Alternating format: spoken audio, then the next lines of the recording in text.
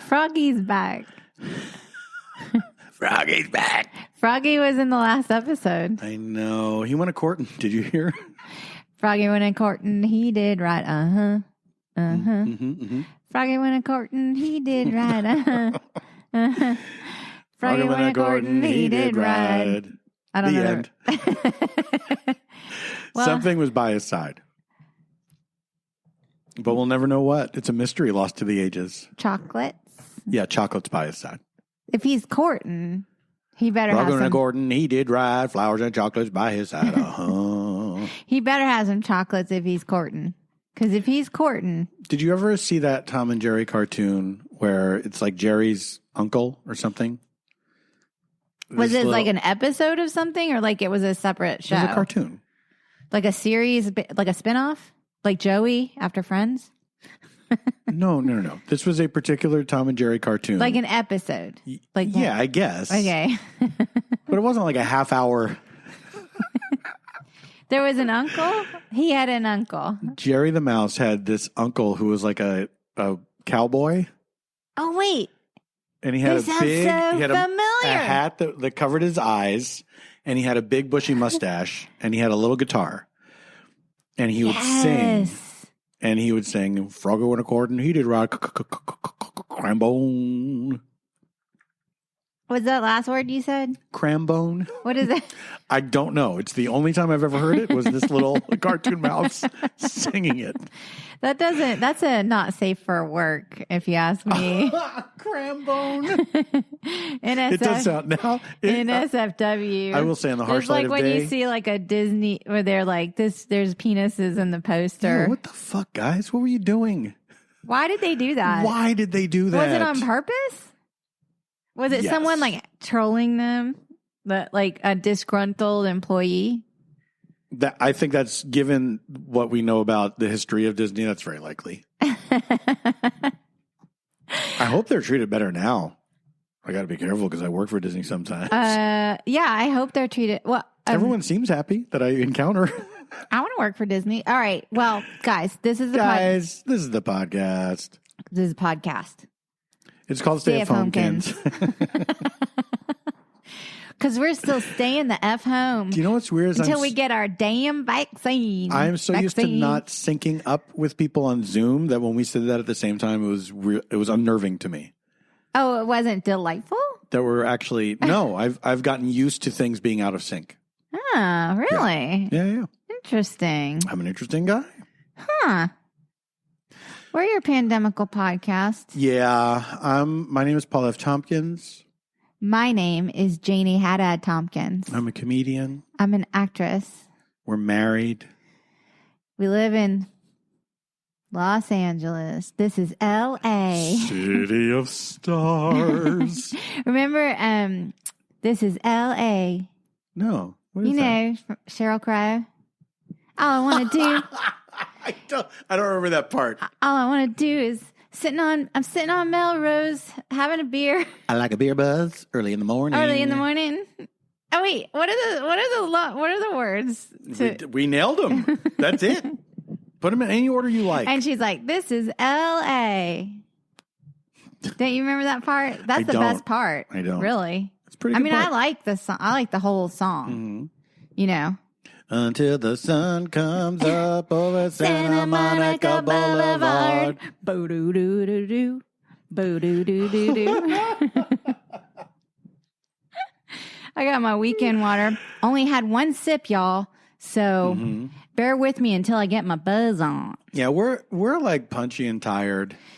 It's been a long week, So guess what's right? a fun running theme of the podcast is how fucking fried we are.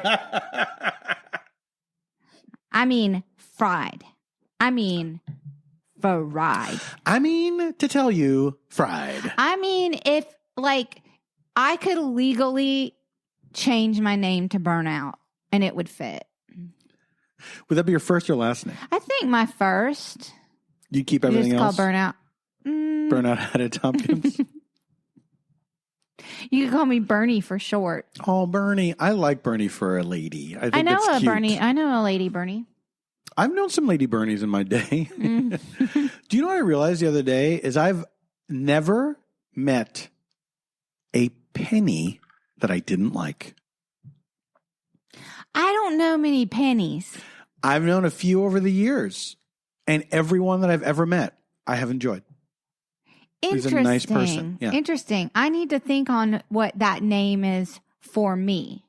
Yeah. There's I'm sure you have somebody. One. Yes. But I think Penny is an extremely cute name. Maybe it's Claire, because I have some. I've met some real good Claires. Claire's my solid. Claire's a good name. I remember when I was a kid, I thought Claire was a very glamorous name. Claire is a glamorous name. You know why? Sophisticated. Because it rhymes with Blair, the most glamorous Facts of Life cast member. Oh, okay. I thought you were going to say the most glamorous name of all time. Like you harbored a secret admiration for the name Blair. Like in my circle. So like way before Sex in the City, y'all, there was Facts of Life. And you were either like a Blair, a Natalie, a Tootie, or a Joe. Mm-hmm. I was a Blair. They were the main four, right? Like earlier, there were other girls that kind of were on the periphery. But then it boiled down to those four. Tootie, Natalie, Blair, and Joe. Tootie, Natalie, Blair, and Joe. Mrs. Garrett, away we go. And so I was real young when that was on. So I was like a baby almost, but am able to remember it just because I have like a photograph. One of your earliest memories. Yeah, it's like one of my things. Yeah. Thank you. Thank you for allowing me. Yeah. Of course. I don't like to brag about that, but it's just like a thing. Like a thing that happens when you're a baby and you remember sitcoms. But even though you were a baby, you were very precocious. So you were a Blair. Yeah, I can see that. But like, you were definitely not any of the other ones. No. Let's go through their personalities. Blair, she's a rich girl. She's like kind of like a white privilege. She's a Karen. Let's find something. She was the original Karen? She was a Karen. She was sort of like, she was like the quintessential boarding school. I feel like they had like, maybe her parents didn't want her around or something. Jesus. Well, you know that archetype. Yes. The sad little rich girl. Exactly. Poor little rich girl. Then you've got Tootie, who's on her roller skates. She's fun-loving, and she's inquisitive. Well, you know why she was on the roller skates in the beginning? Did you ever hear this? This little backstage trivia? No. Because she was so much shorter than everybody else. No, really? Yes. That's adorable. It's pretty cute. Molly Ringwald was on the early days of Molly Ringwald. The Facts of Life. God, love Molly. I love absolutely Molly Ringwald. But what was Tootie's personality? She was kind of bubbly and... Well, she would kind of blurt things out. Like, she was sort of like the Rose of the Golden Girls. She was sort of Hey, we've gone from... She would kind of blurt things out and be like inquisitive and like, why can't we do this, Mrs. Garrett? Right. Like just kind of like, what is that guilelessness? Mm-hmm. Yeah. Yeah, she was innocent. Yes. Okay. And then Natalie. Natalie was funny, right? That was her thing? Natalie was sardonic. And she kind of would be, she had a more of a world weariness to her that was sort of like, I guess a little more on the grounded side. Mm-hmm. Then you got Joe. Joe was a tomboy. Yeah. Lesbian. I mean, no, because she dated, right? She dated. They wouldn't allow that. I believe, though, that Joe was kind of a touchstone for a lot of young girls who were gay. I could see that. That they saw themselves. Because she was sort of like, she was able to like bust out of certain archetypal boundaries of what girls were depicted like on TV. Yes. She wasn't all about boys. She was tough and independent. She was like, her whole thing was like, she was kind of invulnerable, right? Like she had a tough exterior, right, to cover up like a humanness inside. Yes. Yeah.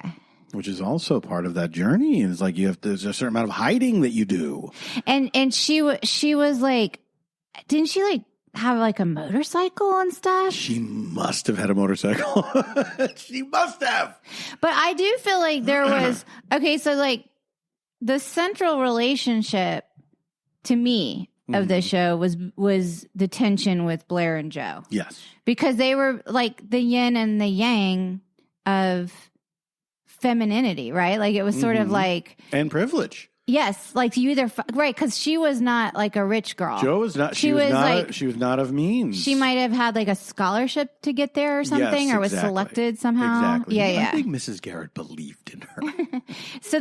So in a way, they kind of like represented opposite side, but there were times when they kind of like would understand each other, and that was like really cool. Get to the humanity beneath the labels. That was pretty cool. Just like on Entourage.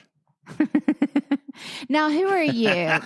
Are you a drama? Are you a turtle? Are you a Vinny? Or are you an E? So traditionally drawn characters that I want to identify with. Let's see. Am I the handsome and talented on paper Vinny Chase? Am I the who literally experienced like zero anxiety? Like maybe he may have been a character that did not possess an amygdala. Like he was just someone born with like a peanut-sized amygdala. All right, so am I that guy? Am I the guy who wants to profit off of him? Is that E? Yeah. So wait, do you think he just wanted to profit off of him, or he was like looking out for him because they were buddies? I think both. Because what was E's talent really?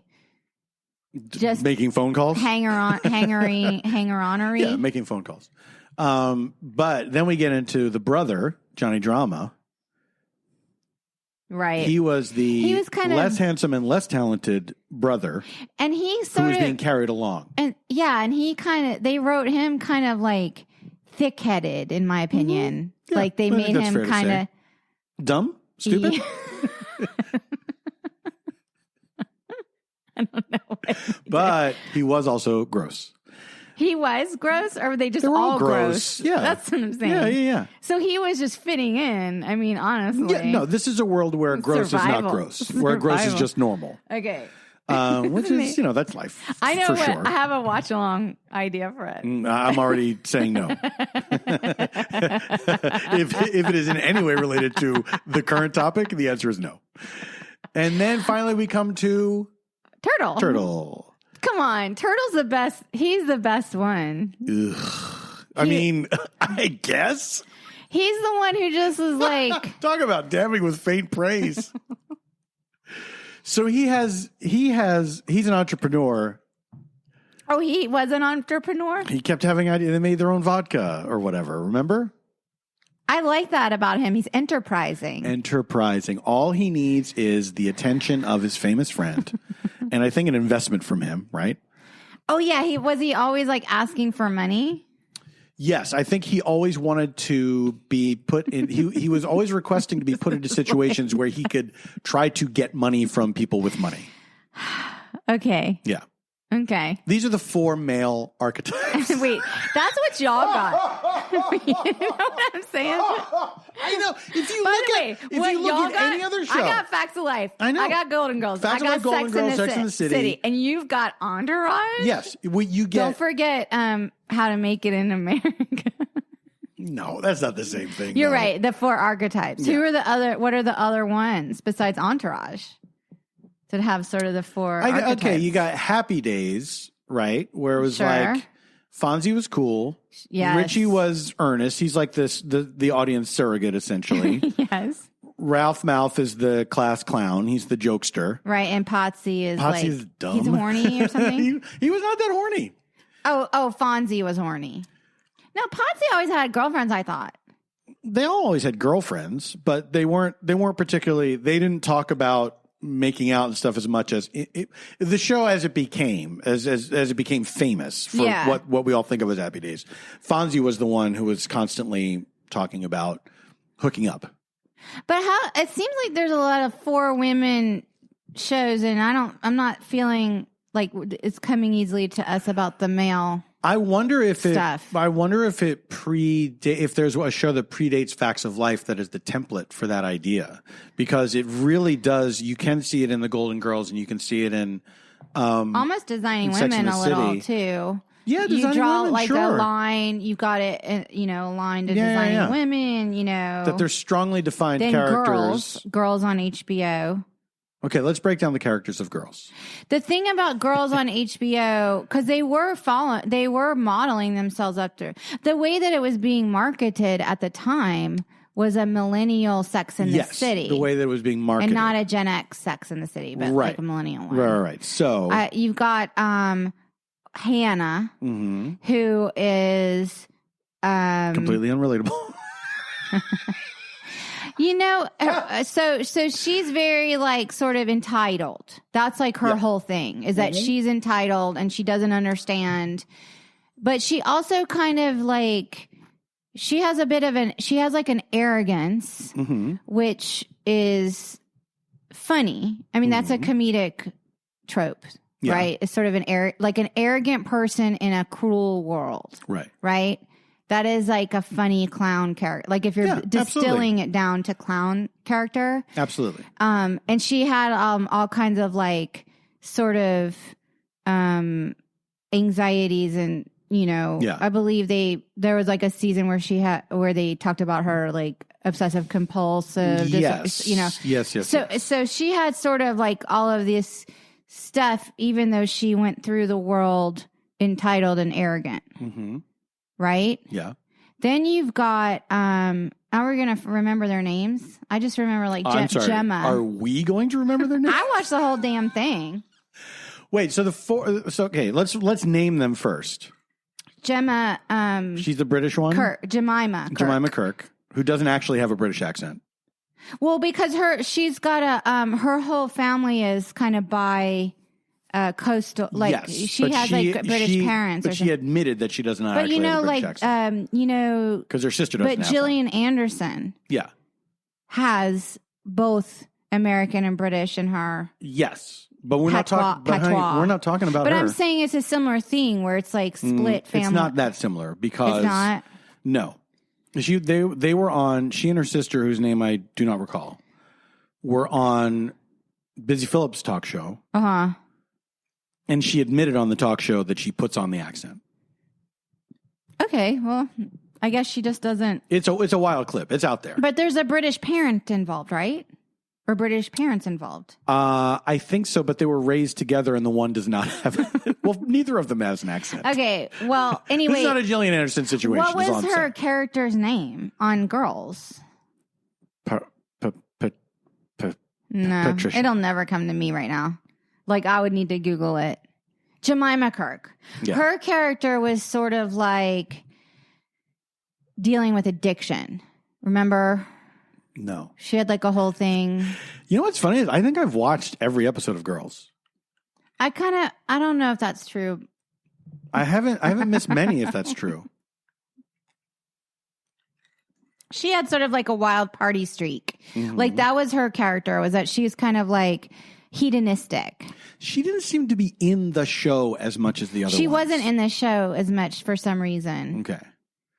Except when they went to their like addiction storyline stuff. Right. Okay, so then we have Shoshana, right? Was the character's name the David Mamet daughter? Mamet? Yeah. Yeah.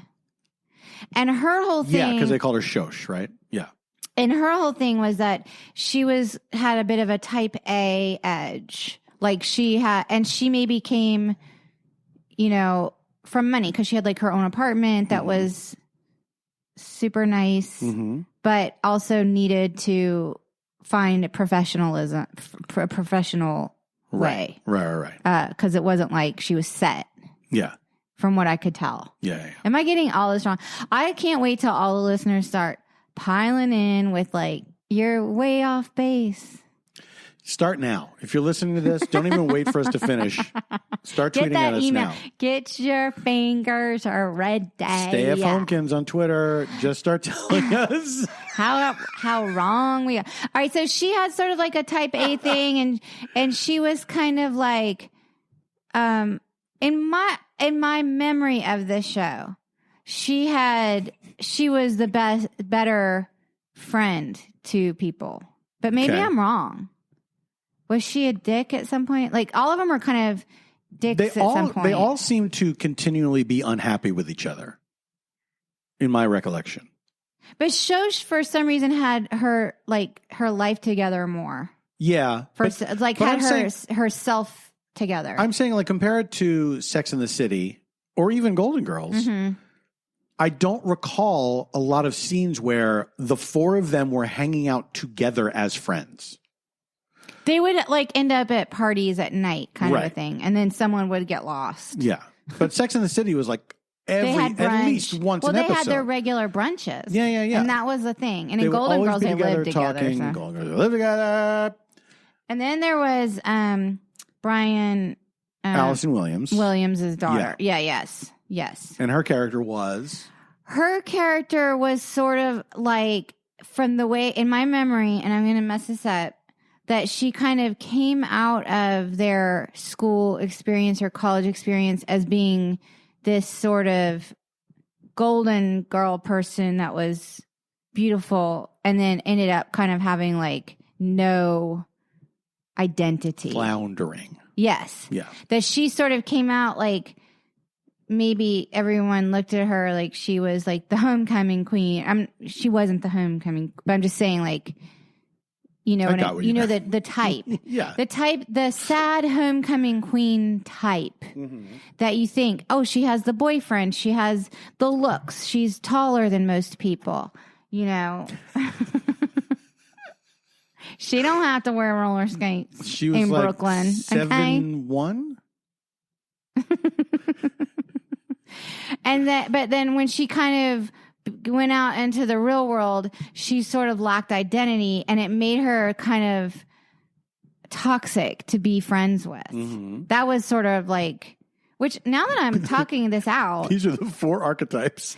Now I'm talking this out, I find like that's an interesting dynamic to explore, and actually, because we all have that one friend who we think has everything, but really they have like just like an empty fucking hole where there should be something. I'm sure I'm like that to a lot of my friends. You know what I'm saying though? Like that must have been like, you know, but there was just so much going on in that show, like all the time. Yeah. And there was so much drama. Like we're always like fighting, and like they were very unhappy. I guess that was sort of like a millennial snapshot where they were like, how could you have left us this society in this way? It's like, well, that's a fair point. Although it's a fair point. They were all their own worst enemies in that show. 100%. Yeah. Well, and they were all very kind of naive. Mm-hmm. They were all naive. Mm-hmm. And they were like thrust into this world where they were not seen the way they wanted to be seen. Right. And they didn't adapt, or they didn't build like a resilience kind of a thing. Right. And then it was painful at times to watch that show. Oh, absolutely. Yeah.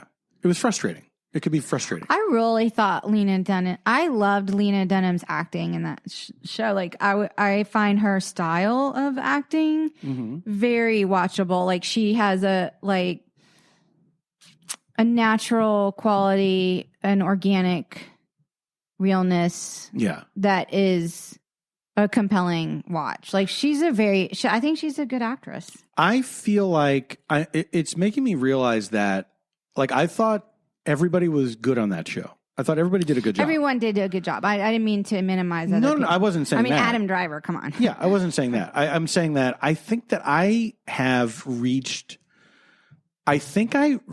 a limit on watching shows where people are awful to each other. That was a problem with that show. I don't it was enjoy uncomfortable. That. It's not a genre that I enjoy anymore. And so there's even shows that people enjoy now that I could admit that they're well made and everyone is good on them. Mm-hmm. but I don't like. I don't enjoy a show where the main attraction is, oh, all these people are awful to each other. They're always, everyone's always trying to beat the other person or feel good about themselves by shitting on someone or whatever. And I just feel like that's not the hardest one for me. I think the turning point for me was 6 Feet Under. I thought you were about to say Succession, and I was going to tell you why you're wrong about it. But we can talk about that. I watched every season of 6 Feet Under. I watched every episode. Yes, you loved that show. No, I didn't. But you were just loyal to it? It was that thing of like, I did not have cable growing up. And so there was a thing back when this is when prestige television was being drama. Invented, and The Sopranos and all that stuff. And I watched things on HBO that I didn't necessarily even enjoy that much, but I watched them because there was a certain quality to them. Throwing a little shade at John at Cincinnati, it sounds like. John from Cincinnati. By that point, the scales had fallen from my eyes. Okay. And 6 Feet Under, when it was over, I realized, I did not enjoy watching that show. Even though it was well made, it was well acted. I'm going to say it was well written. But the characters, having grown up in a family, in a somewhat, a family that could be contentious at times, a thing that stood out for me on that show was there was never a moment where anybody was on each other's side. Really? They were constantly separate all the time. See, I never watched 6 Feet Under, so I didn't really know what the gist of it was other than they were this funeral parlor family. Right. That had, to deal with the trauma of death every day kind of a thing. Well, and then they have their own personal traumas. The personal stuff. And they're constantly, everyone's unhappy all the time. And, nobody ever wins. Nothing ever works out for anybody. And it's like, of course, that's drama. I get it. But, after 6 seasons, I think it was, and just seeing these people be miserable for an hour, all of them. Here's this miserable person. Then we cut to this miserable person. What's crazy is I feel like you're describing a show I would like. Honey, you might like it. That sounds like a show I actually. It's still streaming. Like you can check it out. I mean, I watched the end. I watched the episodes with Chris Messina. Right, because you know him. Because I'm friends with him, and at that time, I think I helped him get that role. Because did you help audition for him? Yeah, I helped. We coached a little. I remember when he was auditioning for it, and then he got that role, and I was like, "Oh, I'll have to watch." So I watched his episodes, and his episodes went all the way up to the series finale. Yes. And because of that, I know how it ends because I watched it through the end. Yeah. But then people love that series finale, and they hold it in very high esteem. But I for me, it was just like. I thought the finale was clever, and I hadn't watched the whole thing. Yeah, it didn't. It having watched the entire series, it did not move me the way it was supposed to move me, and that's not the show's fault. But they played that song "Breathe," and then I put that on all my mixtapes that year. Yes. Remember that? I do remember that. But I that show, when it was over, I didn't realize it until it was over. I was like, I did not enjoy that. I did not enjoy visiting with these people for an hour every Sunday, and it's an hour. I thought it was, for some reason, thought it was a half hour. No. It was not a half hour. Those are good actors on it, though. Yeah, absolutely. They're terrific. That's probably what kept you going back. Oh, no, that's the thing. That was the HBO thing, was that there was enough quality to allow me to overlook the fact that I wasn't actually enjoying what I was watching. Am I wrong? But it wasn't like Richard Jenkins, like the dad? Oh, I love him so much. He was great. Yes. And he was not in every episode, but every episode he was in, he was fucking great. He has like an amazing presence. Yeah, he really does. Yeah. And his character was the most interesting character. The dead dad. Yeah. Okay. Yeah. To me. Well, let me ask you this. Now we're talking about like series finales. Yeah. Do you have a favorite we really got into it with television tonight, but like, do you have a favorite series finale? I don't think I do. I mean, every series finales are really hard. Mm-hmm. They're really hard because there's so much pressure. There's so much pressure. There's some really good ones, I think. I think I do like the Sopranos one because I feel like it was. How else are you going to end it? You know what I mean? This was never. The show was not Scarface. It was not going to end in a big shootout. I thought the Sopranos series finale was fucking awesome. It was ballsy as fuck. I remember we watched it in real time. Absolutely. And I remember like leaping up from the couch and being like, yeah. I remember you said, what the fuck? What the fuck? and then I was like, oh my God. And then everyone was talking about it, remember? Yeah. Everyone was talking about that finale. Yeah. I thought that finale I thought it was a great finale. I thought it was a great finale. I think the thing is, inevitably, it will be, I think, unsatisfying because if this is a show that you're invested in, you don't want it to be over. You know what I mean? Yes, but you also want them to honor the people, the characters that you love. Yeah. And I feel like, in a way, Sopranos did a good job because, you know, we weren't really supposed to love those characters. Those characters were heinous, even though they were humanized by, like, their emotions and other situations and stuff. Yeah, by us seeing their inner lives. Yes. Yeah. But, like, there is no way to honor those characters other than this ending that they made. Yeah. Because we're supposed to not be in love with them. Yeah. Kind of a thing. It's also, what I loved about that blackout was like, I hope we aren't like spoiling. What do you think is, well, it's too late. Come on. Everyone's heard about it by now. Some people were watching Sopranos for the first time during the pandemic. I know, but I bet they've heard about I knew the fucking ending to Soylent Green for a million years before I ever saw that movie. They're not people, I hope. Because I'm planning to watch it tomorrow. I hope. Well, they're not people, I hope. I hope they're hope you're not telling. I hope of all the things that could possibly happen, I hope the Soylent Green doesn't turn out to be people. I'm hoping they're like, I don't know, leftovers in the fridge. Soylent Green could be leftovers in the fridge. That's the big drama, is that it's a big reveal at the end that Soylent Green is leftovers. They used some stuff that was a little past the expiration date. Soylent Green is sketchy. I think the Cheers finale was good. Oh, the Cheers finale. Okay, do you remember? I was, again, like a baby with my photographic memory, but the MASH finale. The MASH finale. I remember being a kid and thinking the MASH finale was amazing. The MASH finale, to me, I feel like I may have like deeply ugly cried when it happened. Like it was so... Oh, you probably wanted formula. Right, because of my age, number one. But there was an emotional crying as well as just being hungry. In addition to hunger. In addition to hunger, like, like the scene where Alan Alda's like remembering on the bus at night in the Viet Cong. Like, I feel like as a baby, baby, whatever. I was like a baby, but that was like a kid. You can't milk it too much. Yeah. Okay. The secret is you got to blow by it. You just put it out there. When you explain too much, it draws attention. I feel like that scene was so earth-shatteringly devastating to me. Like, it blew my mind that television could make me feel emotions like that.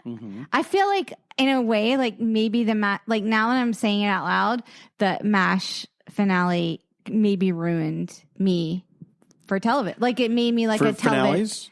No, it made me ruined as someone who had to work in television because I was so blown away by the writing of the MASH finale and how it could make me in my living room feel.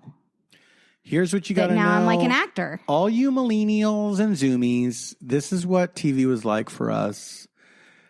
These are the moments of our lives. This is why Gen X people and boomers love TV. And let's face it, boomers. And the silent generation. Maybe not as much as boomers.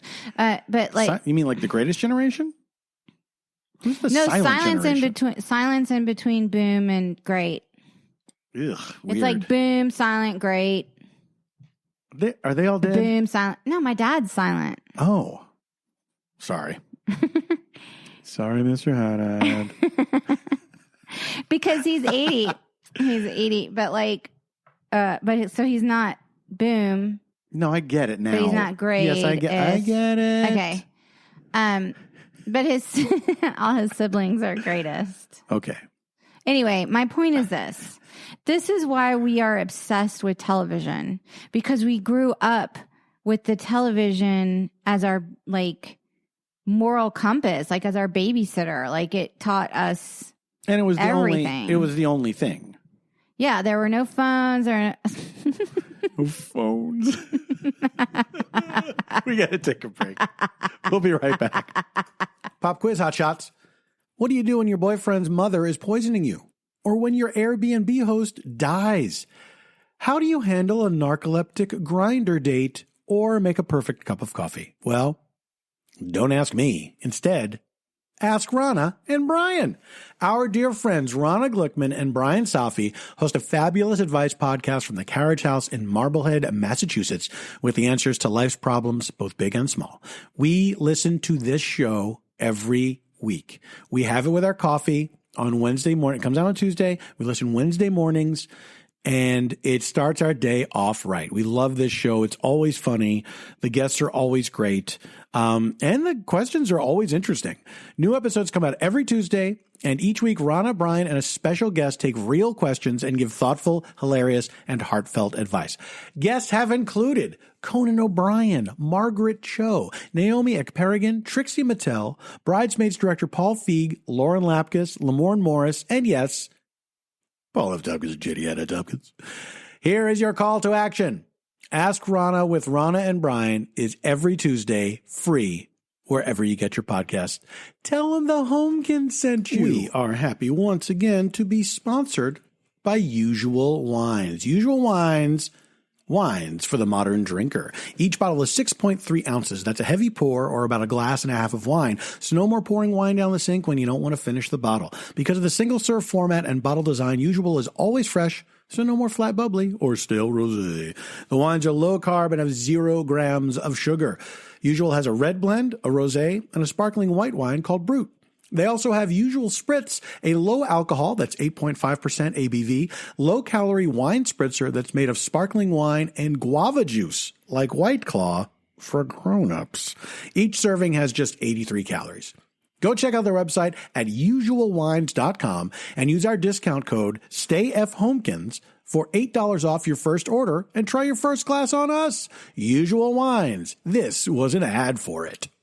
It's the modern age. We all shop online, have been doing it more since the pandemic, okay? We've all seen that promo code field taunt us at checkout. But thanks to Honey, manually searching for coupon codes is a thing of the past. Honey is a free browser extension that scours the net for promo codes and applies the best one it finds to your shopping cart. Honey supports over 30,000 stores online. Imagine you're shopping on one of your favorite sites. When you check out, the Honey button drops down and all you have to do is click apply coupons, beep, bop, boop, bop. They search for you, and then it applies to your cart, and then you watch the money drop. For example, I got these leggings that I'm wearing. I have to wear stretchy pants now because of the pandemic, and I saved $20, all right?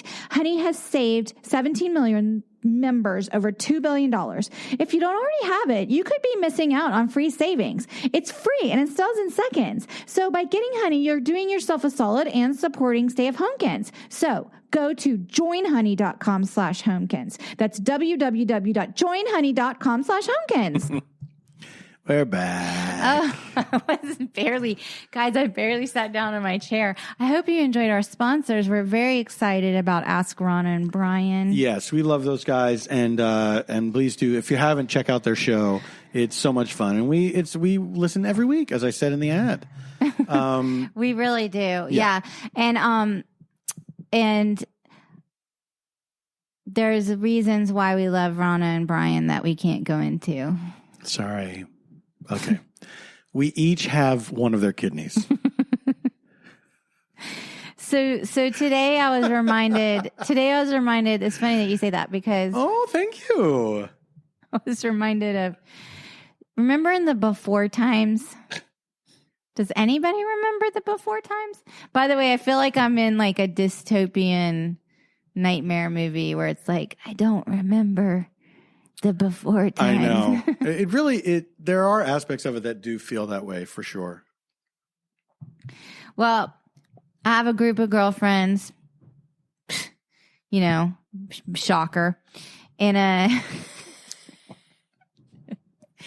every year we take a trip, week. Right. We have like a weekend, like a girls' weekend. Mm-hmm. Okay. It's like our thing. And because of the pandemic, we couldn't get together. This was the pandemic caused by the novel coronavirus. Yes, COVID-19. If you're listening to this in the year 2027, if you have unearthed this, if in you a found time it on capsule, a jump drive in a landfill. By the way, I'm not going to pay to host this thing for 7 years online, so drink it up. There's a 7-year expiration Drink date. it in, y'all. This is not Buzzsprout. I love what you do. You're great podcast hosts, but I mean, for 3 new listeners, 5 years from now, I'm not paying the monthly. I would love 3 years from now for someone to be correcting us on things that we said now. Actually, maybe I will keep it up because that seems kind of amusing. It seems amusing. Anyway, so we get together on a girls' weekend. And one year we decided, we usually stay at a hotel and there's like a million of us. And me and my friend Samantha share a room. But then the other girls, they're like weird and they have to share the room together. And there'll be like 4 of them in the like sleeping together and stuff, which is like, so that's too much. You limit it to me and Samantha have our own bed. Yeah. And we were roommates when we went to drama school together. Drama. And we were roommates in Dallas, like back at SMU. And anyway, my friend Samantha is a very talented writer, and she writes on a fun show. It's you should check it out. It's called Zoe's Extraordinary Playlist. But that's neither here nor there. It's just a group of us that have known each other for a gazillion years, and we do this annual thing. And one year we were like, wouldn't it be fun to get an Airbnb? And 2 bedrooms, me and Samantha in 1 bedroom, the other 8 of you in another, cram into 1 double bed. And so we get this Airbnb rental. So we drive out to the desert, and the pictures look normal enough. The pictures look normal enough. But we get out there, and one friend is texting us before we all arrive. And she's like, it's great. You know, they gave me a tour, blah, blah, blah, blah. And I'm like, okay. And we get there, and it is maybe one of the most insane places I've ever spent a night in. It was weird, right? Yeah, it was weird. So like you come in, everything about the house would have been normal if That's a great starting point. They didn't have like imagine that's a review. And it starts out, everything would have been normal if. Wait, I forgot to tell you about wait. So before we even get there, there's like an option on Airbnb where you can check, and they're like, would you care to have Would you care if people show up in the middle of the night? Is it a deal breaker if? Just amazing thing. Would you care to partake in the private chef experience? Right. And so I was like, okay, girls, y'all, there's 8 of it, whatever. So however many, I was like, it's this much per person. What do you think? And it kind of like broke down to be like a cheaper thing than when we go out to the restaurants and stuff. Sure. And and I was like, this sounds pretty luxurious. Like, having someone come in and, do this situation, like, sure. Mm-hmm. So we were like, let's do it up. This is our yearly thing where it's our self-care weekend or whatever. So we go to this house, and then in the house there's like all these like weird, like, I guess like disco lights and like Mardi Gras bead. It was like feather boas like strung around and stuff, and like it's to be walls. Yes. And there's like leather furniture. So you're kind of like, okay, I get it. Like leather furniture. 10 bedrooms. And then the walls are made of feathers. So this couple who hosted this Airbnb must have been prescient because there was hand sanitizer everywhere. Yeah. I mean, in every room and corner of this house, there was Purell. And what year was this again? This was, it was 2019. Yeah. It was January of 2019. So look, the novel coronavirus was but a gleam in a bat's eye. It was still like, like 10 months away? Yeah. When it emerged in China? Yeah. Chickadee China. So then they were like, so they're all this hand sanitizer. And I was like, okay, that's odd. So Krista's like, oh my God, they were really nice. And she starts telling us all about them and everything. They started telling about the house and, something about chemtrails. And I was like, whoa, what? Like, I'm not unconvinced. Like, I've already texted them and like, were they at the Capitol on January 6th? Like, have we confirmed that they were? Let's not get ahead of ourselves. Okay, so something about and I was like, wait a minute, what? And they're like, oh yeah, and Tori, the hostess, has a third kidney. I was like, what? Which, by the way, is a real thing. I Googled it. What? Because if you get a kidney transplant, sometimes they don't take the dead one out. That's not this. That is a true technicality. So you may actually have like a shriveled up dead kidney. Hold on a second. And then a new working kidney, and then your old working kidney. Why wouldn't they take the useless one out? I don't know if it's just not convenient. I would be furious. Maybe it just becomes like a part of your, I don't know. Look, and maybe I Googled it wrong, but that's, honestly. So then, but okay. if you have two working kidneys and one dead kidney, you don't really have three kidneys. When you say to somebody, I have three a third kidneys, kidney. That means you're implying. She said she had a third kidney. You kidney. have three full, good to go kidneys. Look, I wasn't there, but we did award her. You dubbed her the moniker TriKidTory. Yeah. So then we were like, okay, so where does TriKidTory keep her coffee grounds, or where does TriKidTory tell you, blah, blah, blah. And then we were like, so then the husband, I guess he said that, when he's like welding or whatever, I don't know why, but he had like a certain face shield on and he could see a second sun, and he got a photograph of it. And he showed Krista the photo of the second sun. Okay. So we were like, okay, we're in the desert. This is like, by the way, par for the course. I feel like desert people, stereotypes exist for a reason.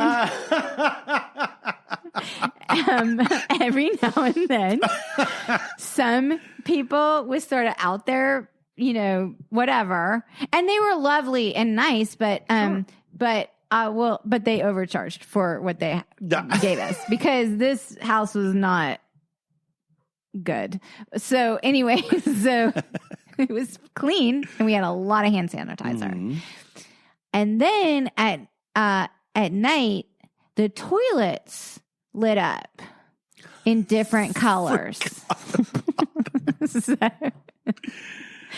But you couldn't tell that this would happen when you looked at the toilets during the day, I don't right? remember noticing it during the day. Right. It was much more of a nighttime situation.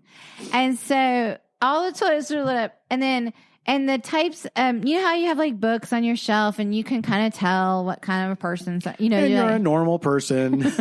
You're like, oh yeah, Tuesdays with Maury. That was a big deal at one point. Or, Griffin and Sabine. Remember Griffin and Sabine? Oh my, holy shit. That is not what they had. So they had all these like witchcraft, like Wiccan books and stuff. And at one point, someone in the group was like, I'm going to get a massage. And so they ordered on the Soothe app. I love this bougie weekend I'm talking about, by the way. Oh, wait, I didn't tell about the private chef experience. So then we get, so the first night we're there, I'm like, y'all, I'm so excited. We're going to have this private chef experience because I'd never experienced anything like that where someone comes in a place and just cooks you a dinner party. Like that sounds like heaven to me. Yeah. And Chris is like, oh yeah. Well, TriKid like left everything in the fridge. And I'm like, oh, like for the chef? And she's like, no, like with instructions to heat everything up. And I'm like, wait. Oh, I don't know if I knew this or if I forgot this because the other details of the story were, to be fair, overshadowed this detail. And I was like, okay, well, let's get everything out and see.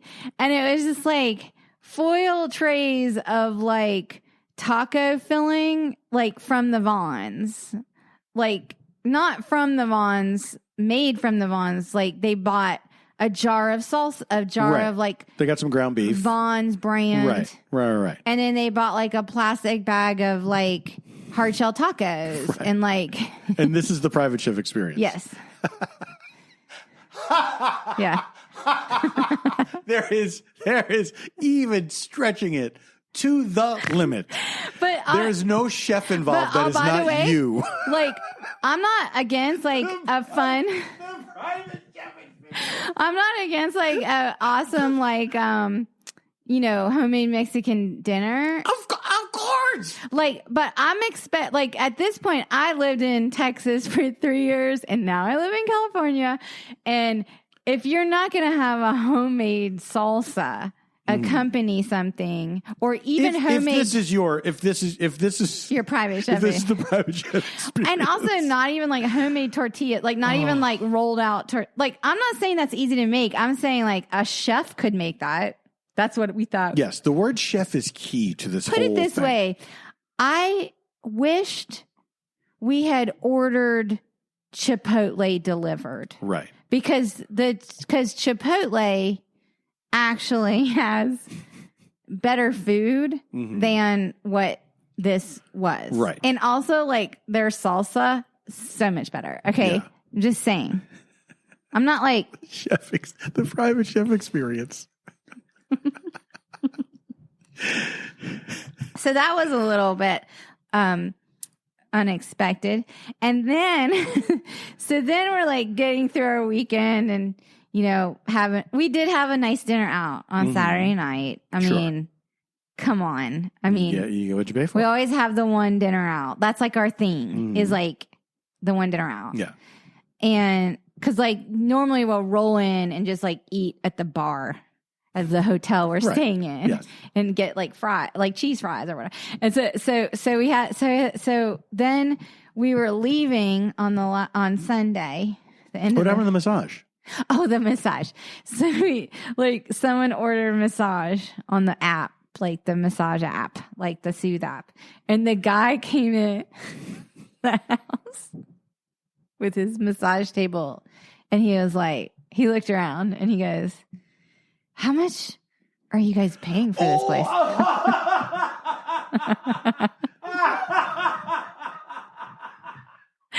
And I was like, you don't want to know. And he's like, he basically was like, you guys got ripped off.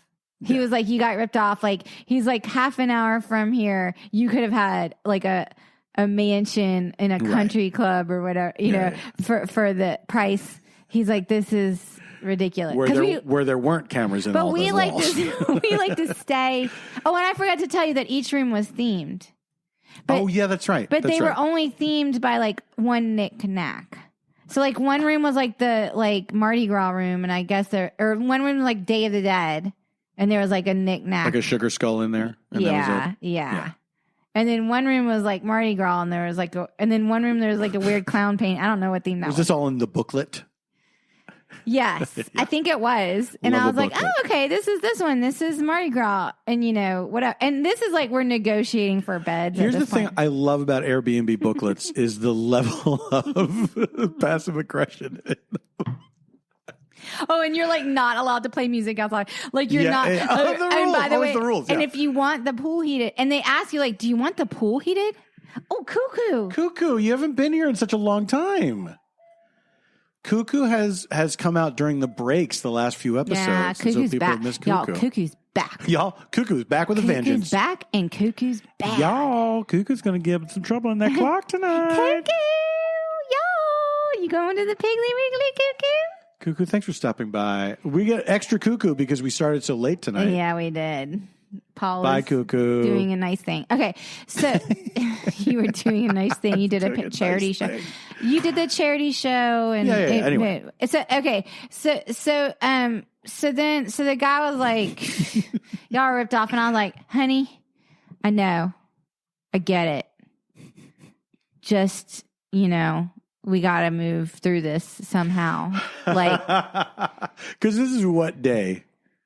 Like Saturday. Right. And we had our nice dinner that night. I mean, at what number day?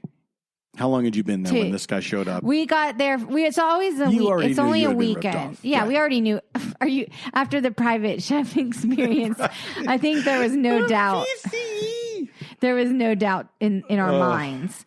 Okay. And when I'm saying all of this, like it was clean, although we didn't have hot water the next morning. Because the pilot light in the water heater went out, and we had to call the second son guy to come out. You had to call whom? The second son guy. What does that mean? TriKid's husband, who saw the second. Oh, the second son? I forgot about the second son already. For the special mask.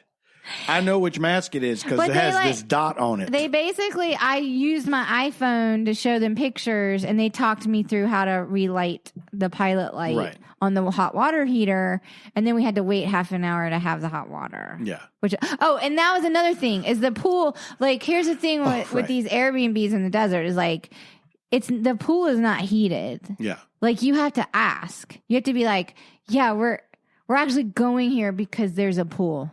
Yeah. We're, sorry to shock you, but we want to use the pool. But let me ask, like, so you have to pay extra. If it's in there's a fee. But so you want it heated for night swimming?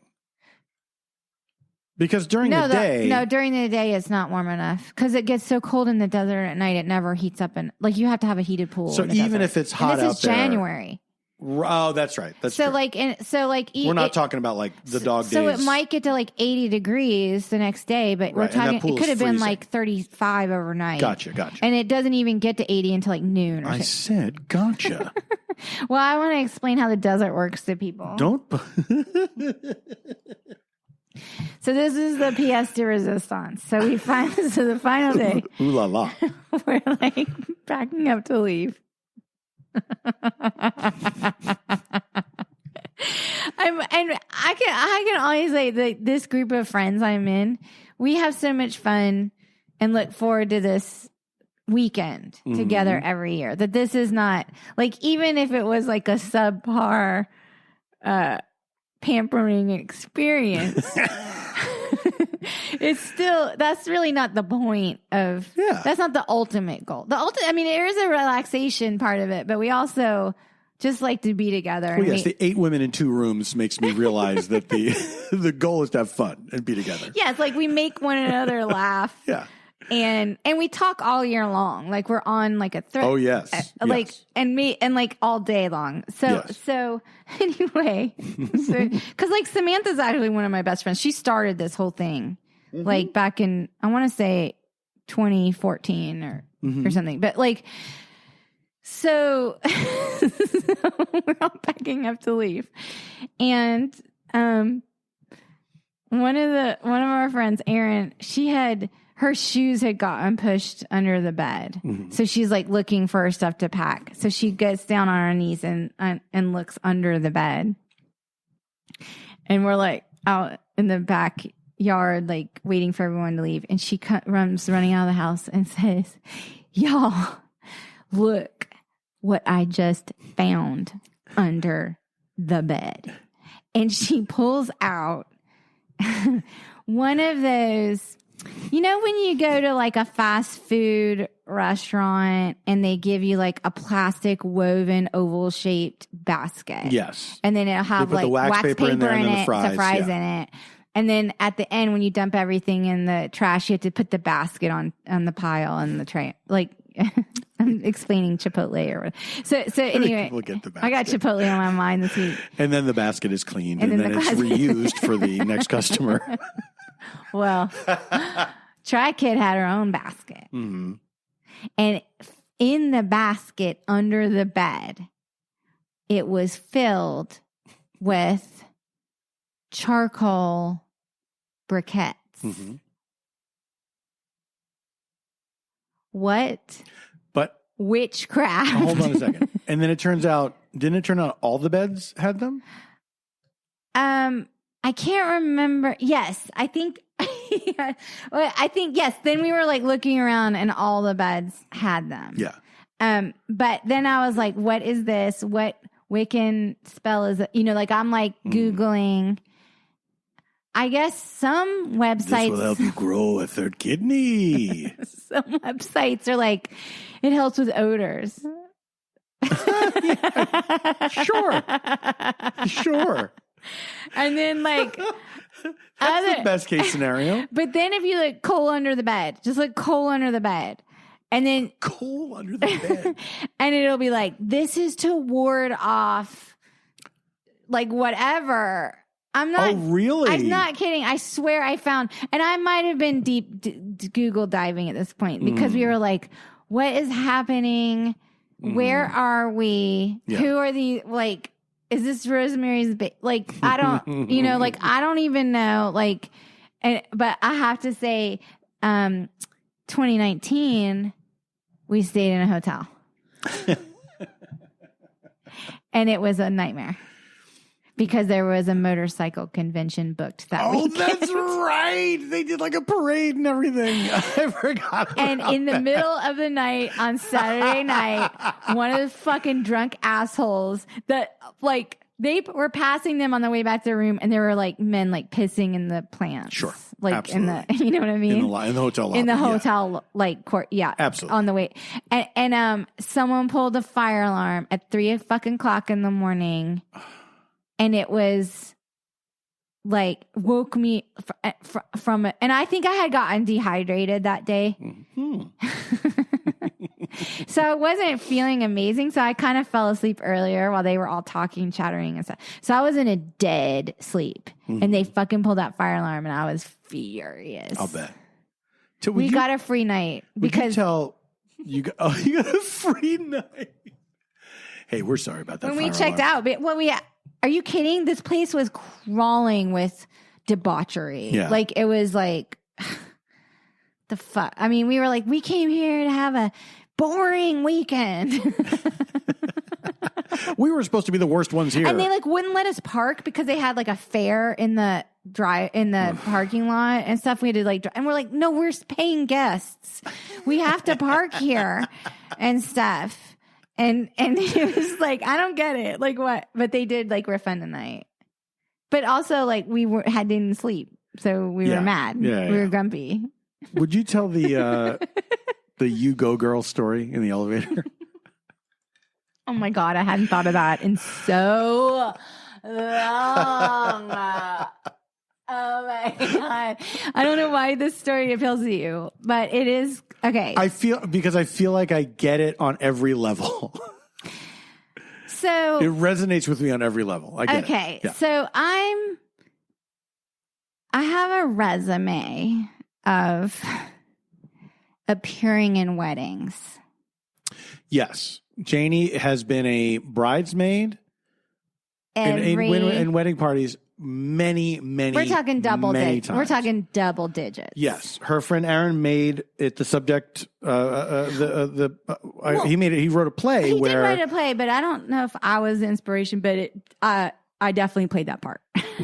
I would be if you were not. I would be in straight jacket and a tie. Yeah, straight jacket and a tie. Not Okay. straight jacket and a tie. Straight jacket and tie. Yes.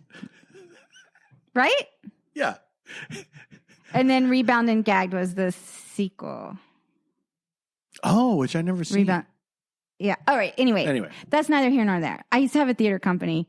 I think this might be the first time I mentioned that on the podcast.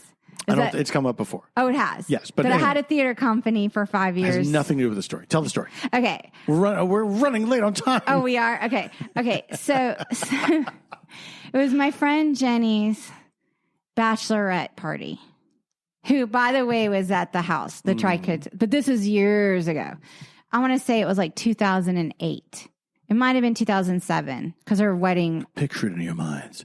No, it wasn't Barack 2008. Hussein Obama It is was becoming president. 2003 or 4. Picture it in your minds. George W. Bush is president. The Iraq W. War rages on. It was because I wasn't even with you yet. We just met.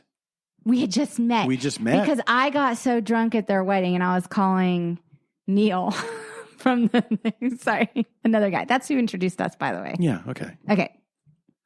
Come on, you got the girl. Yeah, I know. I don't know why. I'm just trying to figure the year. Sometimes you go into details you don't need to go into. So it was Jenny's bachelorette party. And for some reason, this group decided that we were going to have it at the Standard.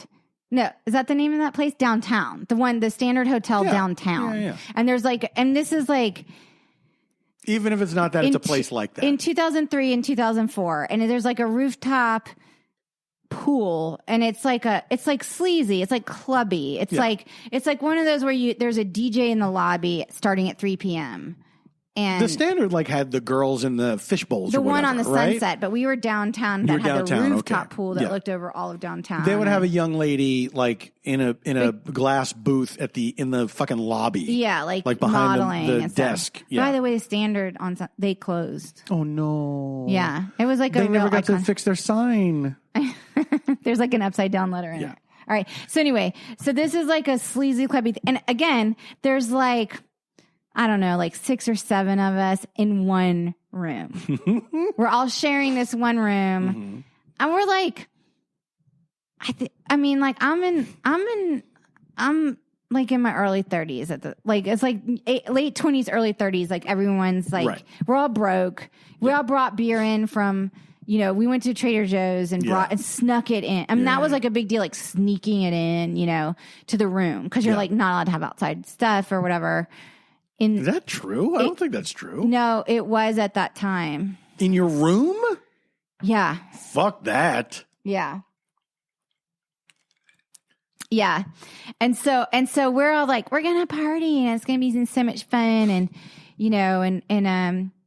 so we're okay, it's nighttime and we've been drinking all afternoon in the room, and we're okay, we're going to go to the club because the rooftop pool turns into a club. Right.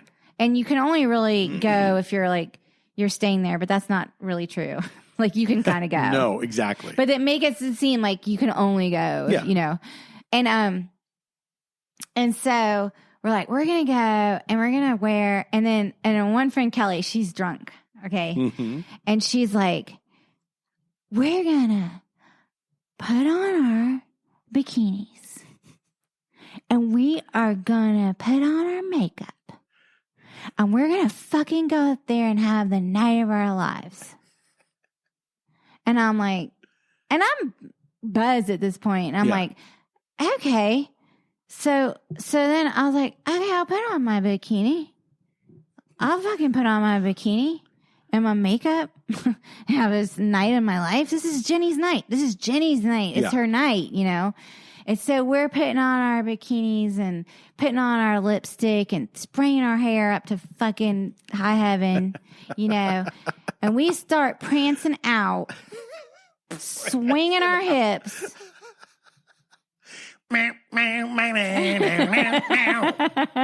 Let's go, girls. And we get in that elevator. Oh, and we walk through like the lobby and go up an escalator, and like everyone's looking at, and we're like, yeah, that's right, it's us. That's right, we're doing it. We're doing it.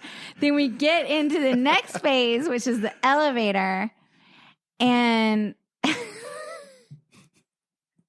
there's like a supermodel in there or something, and like, I don't know, some photographer, director, film direct, like there's like maybe a beret involved and stuff. And we're like feeling ourselves, you know, we're feeling ourselves. And the model looks over at us and she's like, "Oh, you go girls." But it wasn't like, "You go girls." It was like, "Good job." Good job. One of your group, when you got out, said, it was Kelly. I think it was Kelly said, "That was not a compliment."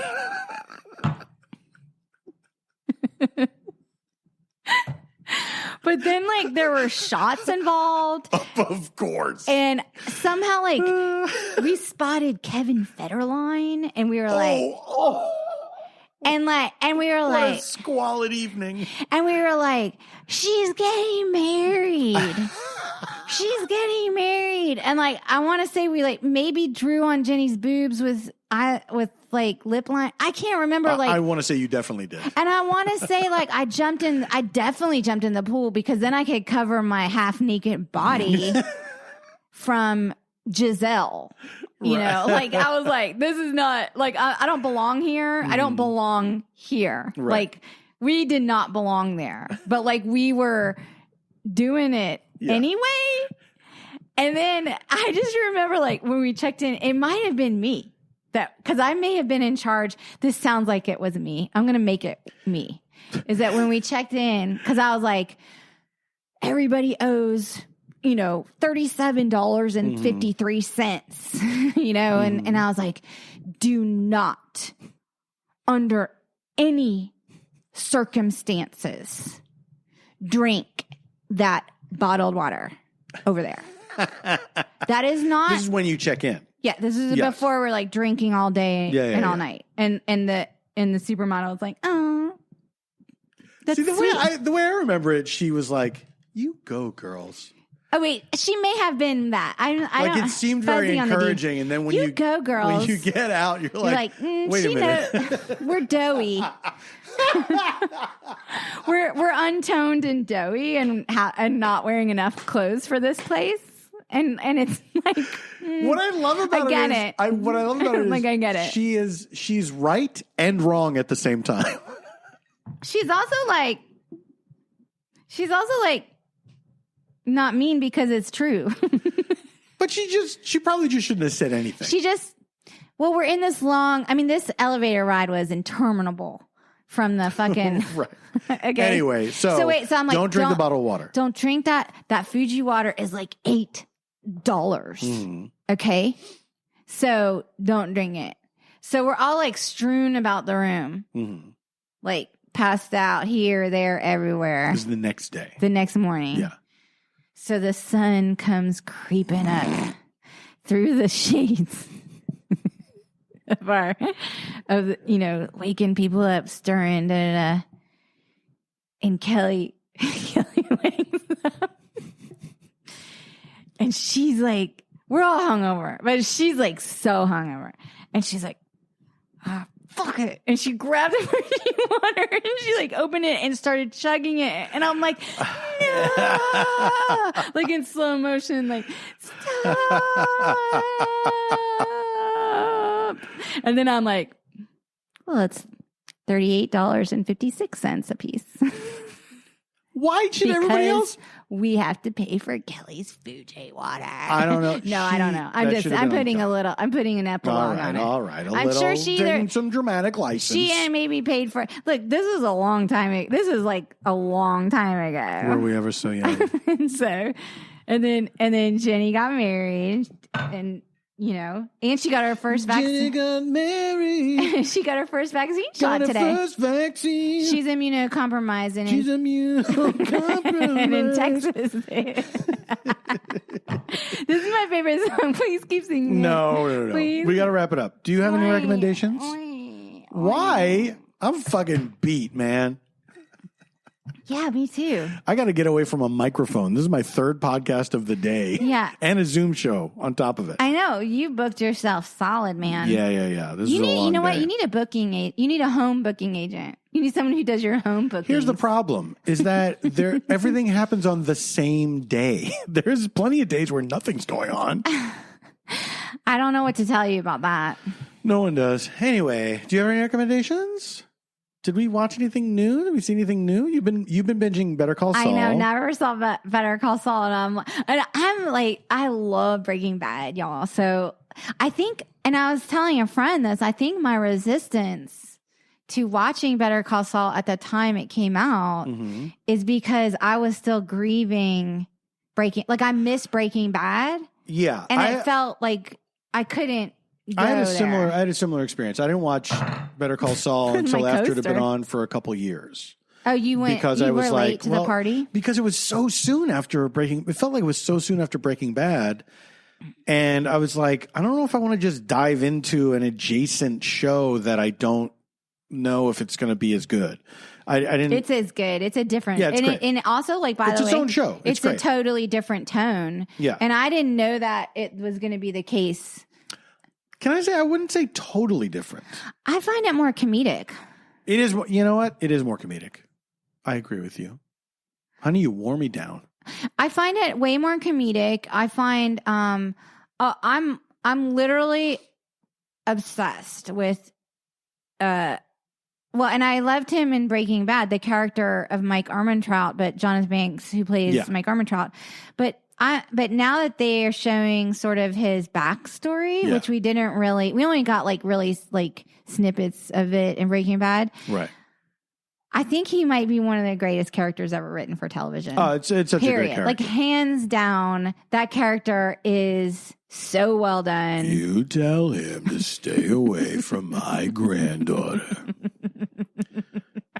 This is why I'm watching. And also I know Tina Parker, who plays. She's so great. Who went to my drama program, but she's older. She runs a theater in Dallas called Kitchen Dog, which is really cool. Yeah. Theater that I got to work in when I lived in Dallas. Mm-hmm. And she plays Francesca, and she was in Breaking Bad, but she plays Saul, Bob Odenkirk's character's secretary. Yeah.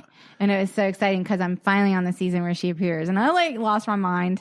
Is that your recommendation? I guess it is. Yeah, okay. People have already seen it, so people are going to be mad at me that I'm recommending something that's been out for a while. I can't. My brain is fried, so I can't think if I have anything new to tell people about. But I will say that if you're hearing this, anytime over the next week from when it was released, I'm doing a show with Mark Evan Jackson. We're doing a 2-man improv show. That's going to be live this Saturday, which is, as of this recording, is tomorrow. And that's March 5th. That's March 6th. 6th. Sorry, y'all. March 6th. You can get tickets at paulftompkins.com/live. It's just the two of us doing improv. We put on tuxedos and we do improv together. It's called Mr. Tompkins. Mr. Jackson and Mr. Tompkins. Sorry, Mr. Jackson, Mr. Tompkins. I got it from here. Thank you. What? You didn't say that part. Maybe I was going to. I wasn't going to. But yes, it is called Mr. Jackson and Mr. Tompkins. And these are some live shows that we've done a bunch of times, and we've done a few during over the internet through this pandemic, and we're doing another one. Portions of the proceeds will benefit the Detroit Creativity Project, which is a charity that Mark co-founded that helps kids in Detroit. And it's fun. They're really fun shows. He's from Buffalo, New York. Oh, but he has a connection to Detroit. He somehow. does. He started his career in Detroit, in Second City in Detroit. Okay. And so it's very dear to him, as it is to me. I love Detroit, and I've it's never a special place to been. me. We'll go sometime. A lot of Lebanese, though. A lot of Lebanese. So that is Lebanese. Go to paulftompkins.com/live. Now, will the show be available? The show will be archived for 1 week after streaming. So people have 2 weeks to see it. No, they do not. Oh, because it's they tomorrow have 1 night. week. It's tomorrow night. Shit. Okay. Wait. So it airs. It will stream on March 6th, and then it will be available for a week after that. All right. Everyone check that out.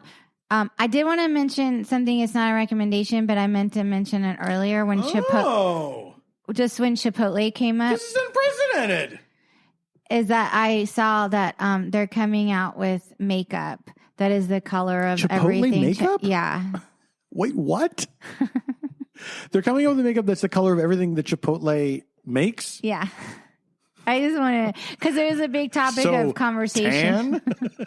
Well, there's a green salsa. There's a red salsa. There's orange cheeses. There's beige tortillas. These colors have never been seen before. I just wanted to mention the Chipotle makeup because when I talked about Chipotle earlier, I remembered that I saw they were coming out with his makeup, and I was like, "Hey, that's cool. I might want some of the." And Chipotle. because of the fairness doctrine, you have to mention their makeup. All right. Thank you all for listening. We love you. Thank you so much. Stayfhomekins at gmail.com. Stayfhomekins on Twitter and Instagram. Stayfhomekins at gmail.com. We're going to keep doing this. We're going to keep doing it. And like, I don't know what's going to happen. Like, I don't know. We'll like, figure it out. If we're all vaccinated, if it's just like we're going to come up with a plan for when things seem more normal. And until then, stay safe, stay sane, and stay home.